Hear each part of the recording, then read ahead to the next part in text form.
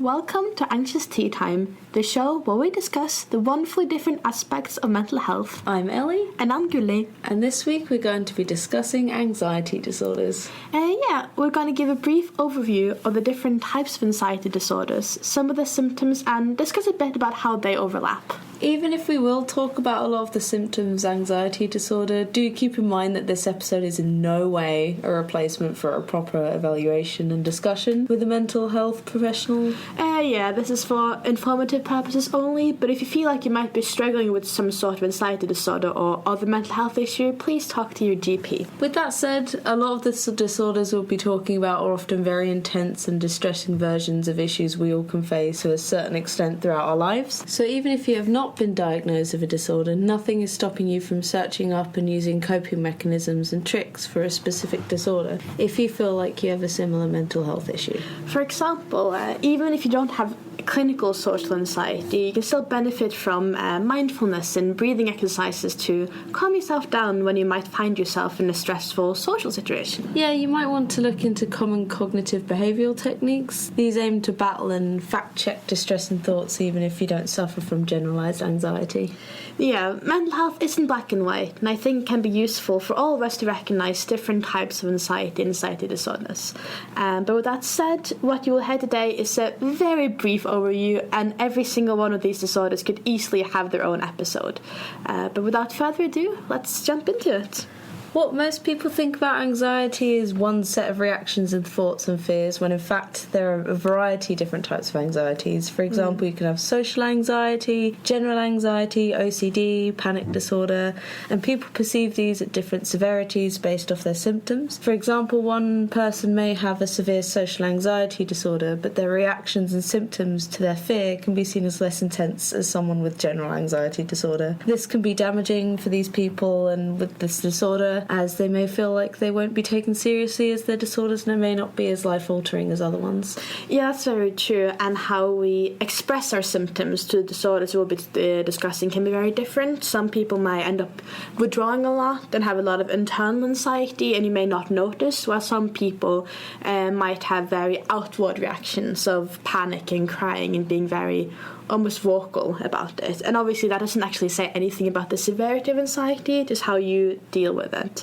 So just keep that in mind, that even if we're describing symptoms, that doesn't really say about how we may express them. Yeah. So let's start off with panic disorder. Panic disorder is an anxiety disorder which involves frequent and unexpected panic attacks. A panic attack is an unexpected episode of intense fear and panic. During a panic attack, we may experience chest pain, shortness of breath, dizziness, our heart rate going wild, our fingers going numb. We may feel like the whole world is crumbling around us, and very often we feel like we're going to die or that something really, really bad is going to happen, even if we often cannot pinpoint what exactly is going to go wrong.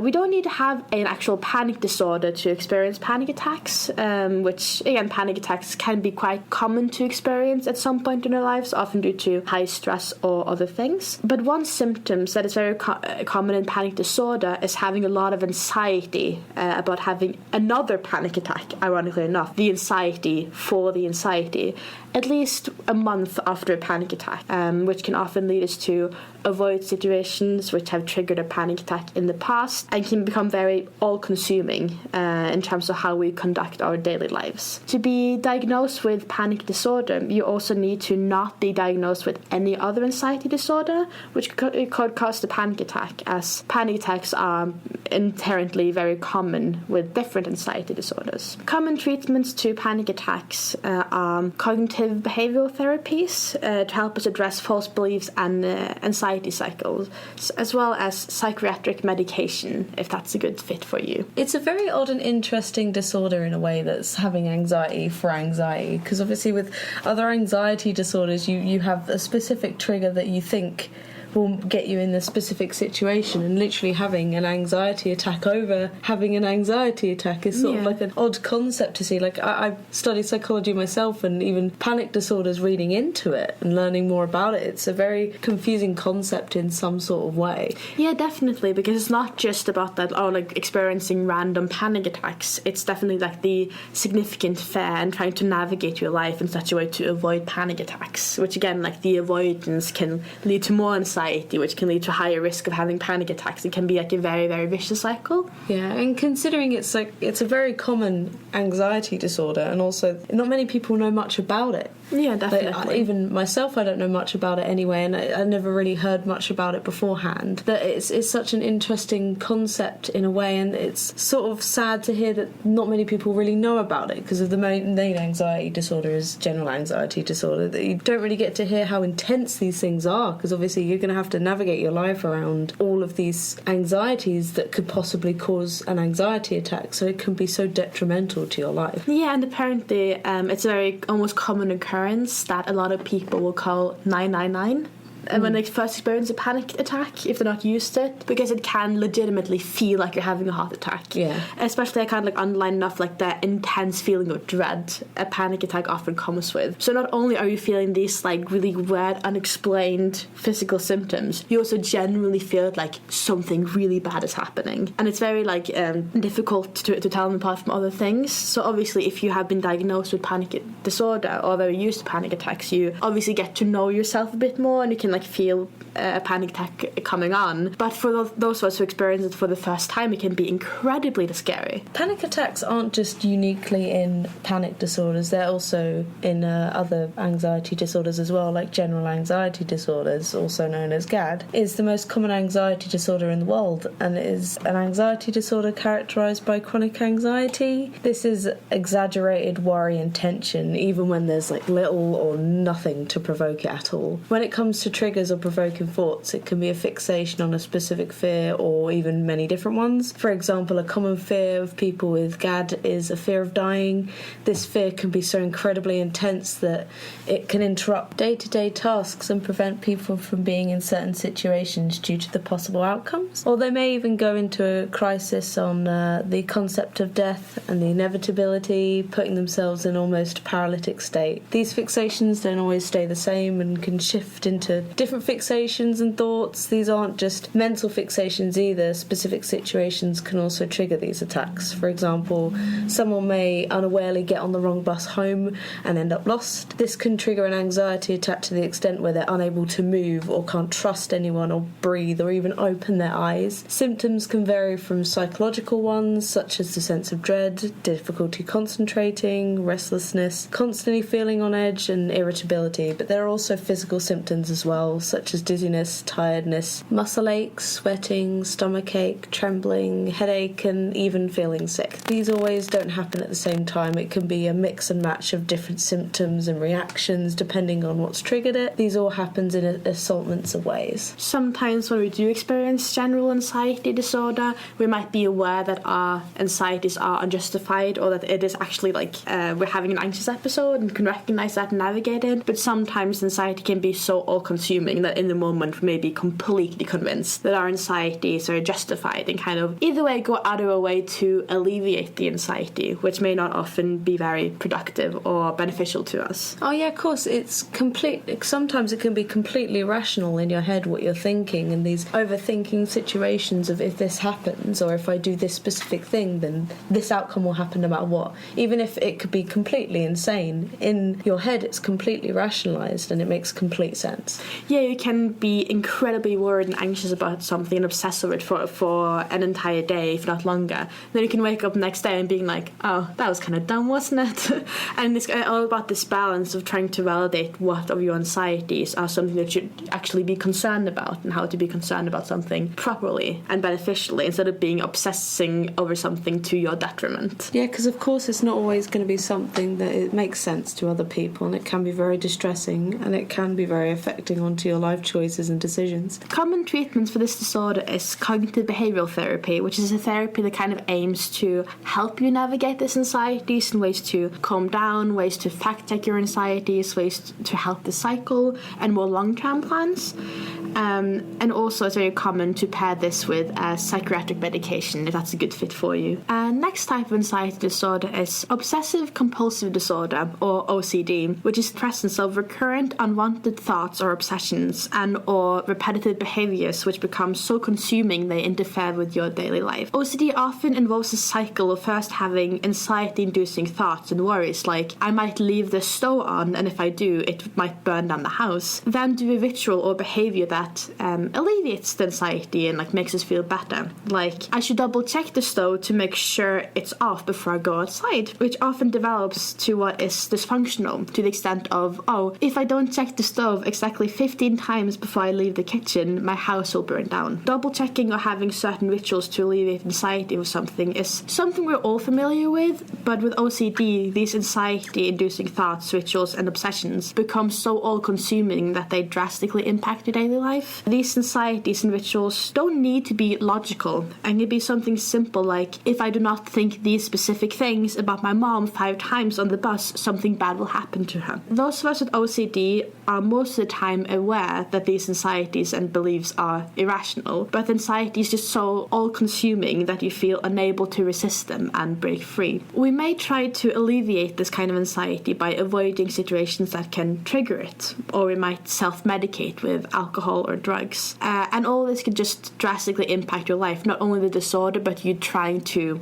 cope with it. Common treatments for OCD includes the aforementioned cognitive behavioral therapy, which aims to address these inaccurate thoughts, beliefs, and cycles, especially through the use of something called exposure and response prevention, which involves gradually exposing you to these anxieties and to teach you how to cope with them in a more healthy ways. And this treatment can also be coupled with psychiatric medication. A common misconception with OCD is being like cleanly and washing your hands a lot, or asking people to take their shoes off before they enter your house because they love cleanliness, and their response would be, I'm a bit OCD. It's not just that, it's rituals to please these thoughts and behaviours that are inside your head, because if you don't do these, it's a fear that something would happen if you don't do it. So it could just be, like you said earlier, that it could be as random as, if I don't do this specific thing, someone could die, or I have to turn the lights off 5 times before I go to bed, or I'm not going to be able to wake up. That these people just have these specific thoughts about OCD and they don't know the entire story of it.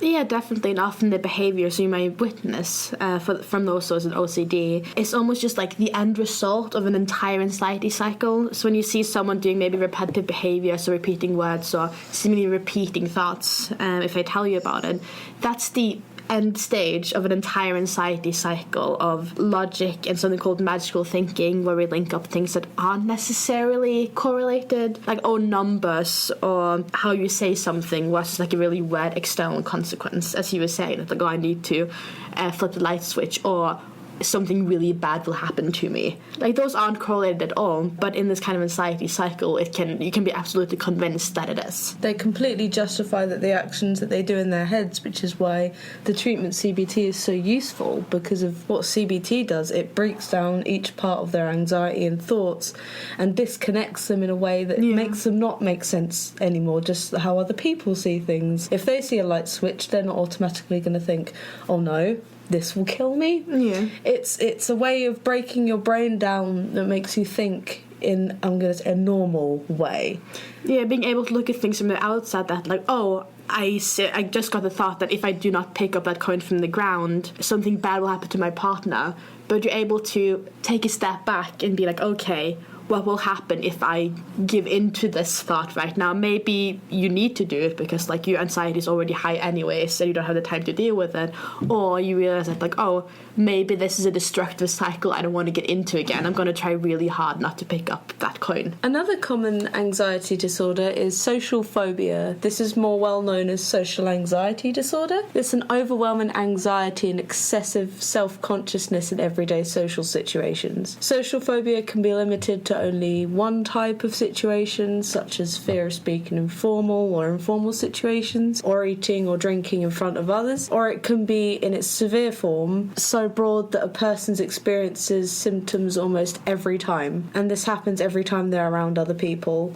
This can be being afraid to talk to strangers, or even say specific things to their friends because they're scared of being wrong or berated. Symptoms can also vary between psychological and physical ones, like dizziness, intense sense of dread, sweating, stomach aches or nausea. They can also have an increased heart rate, they get blank minds, intense fear and dry mouth, and this situation for them feels so incredibly intense that they could also get panic attacks as well.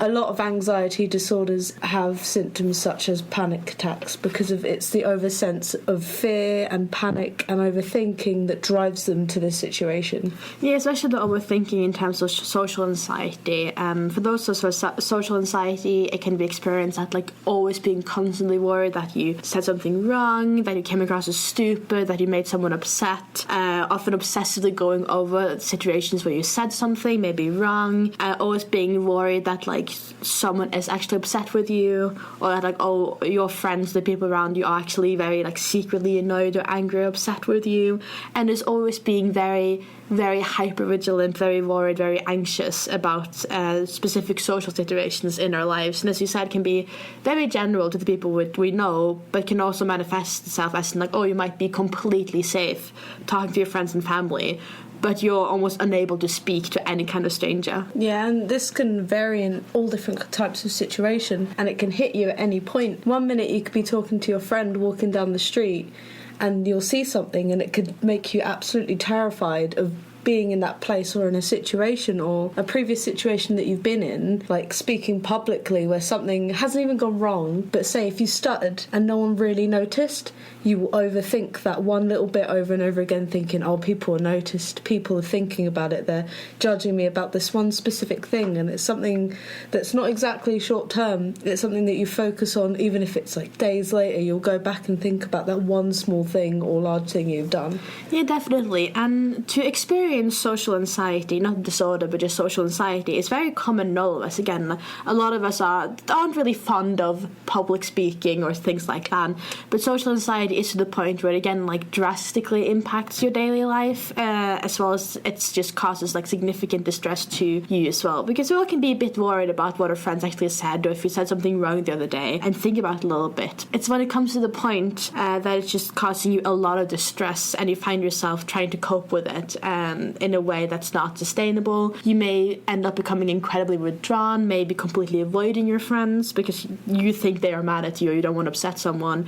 We might end up being incredibly extroverted and very intense because we feel like we need to make up for the fact that we might feel we're bad at socializing and always trying to cheer people up. It can manifest in very different ways, but it's overall very stressful to experience. Yeah, that is very true. And because of it's so common, that the mild variety of social anxiety common in people like public speaking and being in a situation where you think someone is mad at you, I think that a social phobia disorder is good in a way that everyone can understand the situation that you are in. Obviously, the treatment is very similar to other anxiety disorders. It'll be cognitive behavioural therapy or medication. But because of it's such a wide feeling, I guess is the way to put it, that it's very easy to talk about it with other people. And people can relate to you and they can see that you are struggling in this situation. But what is the difference between having the disorder and not is the extreme overwhelming fear and anxiety over this specific thing, that it can stop people from going out for long periods of time. It's just as severe as other anxiety disorders because it is so common. People don't take it as seriously.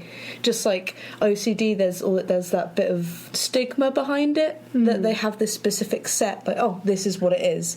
It's the same with social anxiety. It's just they can't talk to other people, they're always going to be introverted. There's a set of rules for this disorder when actually there's a wide variety of things that can happen. Yeah, it often coexists also with agoraphobia, which is the phobia of often open spaces or large crowds, which can be unrelated to social anxiety but often isn't. You will fear places where there might be bigger crowds, you might even fear leaving your house, and it can have very life-altering effects. And I think I agree with what you said, that seeing as it's a feeling a lot of people can empathize with, it may make it easier to talk to other people about it. However, you can also end up in a weird misunderstanding where people are like, oh, social anxiety, oh yeah, I also get nervous during presentations. Yeah. And it's like, well, you never really know how severe someone's issues are, and if you make judgments either way, it can be very detrimental, because sometimes it's like, oh, social anxiety could be that I was feeling a bit anxious of this new social situation with all these new people I've never met before. But social anxiety can also mean not leaving your house in 3 weeks because you can't bear to interact with someone. Yeah, it can be taken very lightly because of the way that people look at it. And it can be difficult for someone who has it, because if you say that you have a social anxiety disorder, people just either say, oh yeah, but you can get over that, just do it. Just in a situation where someone's worried to do a presentation but they have to do it, once they've done it, the anxiety is gone. So they feel that people with this disorder just do it and the anxiety will be gone. But even after if they could do it, the anxiety doesn't go away, because it's the fear of, did I do it wrong? They have to go through the entire thing in their heads to make sure that everything went right, and if it didn't, it's something to dwell on. Yeah, definitely. The next anxiety disorder is post-traumatic stress disorder, or PTSD. It's a disorder that can develop after we're exposed to a terrifying event or very stressful situation. Traumatic events that may cause PTSD include personal assault, natural or human-caused disasters, mental or physical abuse, accidents, and combat. PTSD often involves flashbacks where we feel like we are reliving the traumatic and stressful situation we were in. These flashbacks and episodes can be caused by triggers that can remind us of the traumatic event, like a similar situation, sound, or smell. These triggers can be logical, like seeing flashing lights in your rear window, similar to what you did before a traumatic car crash, but can also be weirdly specific, like smelling a specific scent, hearing a Christmas song, or passing by a specific building. Similar to PTSD, which is caused by a specific and single traumatic event, there is also complex PTSD, or CPTSD, which has very similar signs and symptoms, but it's due to long-term chronic or complex trauma, such as long-term abuse, neglect, or a combination of different traumatic events. However, CPTSD is not currently recognized in the diagnostic manual we use, but it is overall recognized as an anxiety disorder. PTSD can cause us to go to extreme lengths to keep ourselves safe, like avoiding anything that reminds us of the location where a traumatic event took place, but can also lead us to avoiding specific types of people or develop a lot of anger or avoidance to make sure we're safe. Counterintuitively, it can also cause us to seek out experiences which can trigger a past trauma or recreate situations where a trauma happened in an attempt to give us a sense of control. For example, after experiencing sexual assault, we might avoid the entire district where the event took place, fear people who remind us of the event, but we might also inadvertently put ourselves in risky sexual situations with other people. Common treatment to help us deal with PTSD is the previously mentioned cognitive behavioral therapy, but also a pretty new treatment called eye movement desensitization and reprocessing, or EMDR. EMDR is this really weird therapy which involves tracking a certain movement with your eyes while recalling the traumatic event or events with the help of a mental health professional. It sounds very simple, but it is shown to be incredibly effective in making memories of the traumatic event or events feel less stressful and anxiety-inducing. A lot of us also find support groups with others who have experienced similar trauma to be very helpful. Yeah, the thing about PTSD is it's very much associated with one specific group, which is people who have been in the military or the army, or anything that involves being in a war zone that obviously will induce stress or have some sort of traumatic event, when actually PTSD can be common with anyone, because it isn't just an insanely traumatic event like someone dying or getting hit by a truck. It depends on who the person is and what they deem as being stressful, just like it can be an attack that happened on the street or being robbed or being assaulted. It's not always so incredibly extreme, but the responses from it, once you have been diagnosed and you have PTSD, anything can almost trigger it. Like you were saying, it could be lights, it could be a smell, it can be a person, often, even if it's not completely associated, your brain will find that association in the first place. Yeah. So even if it's a slam of a door, the sound could be completely different, but it's that loud sound. That's the association that it was loud that brought you into this almost panic attack state. That the reactions can also be completely different, and the severity can change. One time, one person could just go into this state that isn't completely noticeable, but obviously it's something that can stress them out and make them feel worse. But it could be as someone on their hands and knees freaking out and screaming and not really knowing where they are or who they are. Yeah, that's a very good point. That, like, I think the general understanding of flashbacks are very visceral. Like, you can see when it's happening, someone will freak out, they will yell, they will say something, and a flashback can definitely look like that, but it can also lead to people just dissociating, just blankly staring out into a room, becoming incredibly introverted, and kind of going through a flashback and may not be noticeable at all. I think it's also important to mention that although traumatic experiences can increase our risk of developing PTSD, it doesn't mean that if you have been through a traumatic event, you will experience PTSD. Yeah. There's a difference between like experiencing trauma and dealing with something bad that happened to you and experiencing significant daily distress due to something that happened in the past. Because if you go through a traumatic event, like I was saying, like being robbed or assaulted, of course it's not nonchalant. You're not just going to brush it off. Yeah, like you need it never to process happened. that. Yeah, that's healthy to do. And it will be traumatic for you, and there will be some consequences that change your life, so you may avoid specific situations. But PTSD is so much more extreme than that, and it doesn't have to be as traumatic for someone else as it is for another person. Like I said, it completely depends on how this person perceives the stressor and the traumatic event. Definitely. So that wraps up our very brief overview on different anxiety disorders. Again, this is not meant to be used for a diagnosis, only information. So if you're curious or see yourself in any of the symptoms we described in this episode, it might be a good idea to talk to your GP or another mental health professional, or do your own research. The NHS has some very helpful online articles that go more in depth about each disorder, their causes, as well as their treatments. Yeah, there are a lot of resources available up on our website, anxiousminds.co.uk, where there are different articles, blog posts, information about support groups, counselling services and other resources.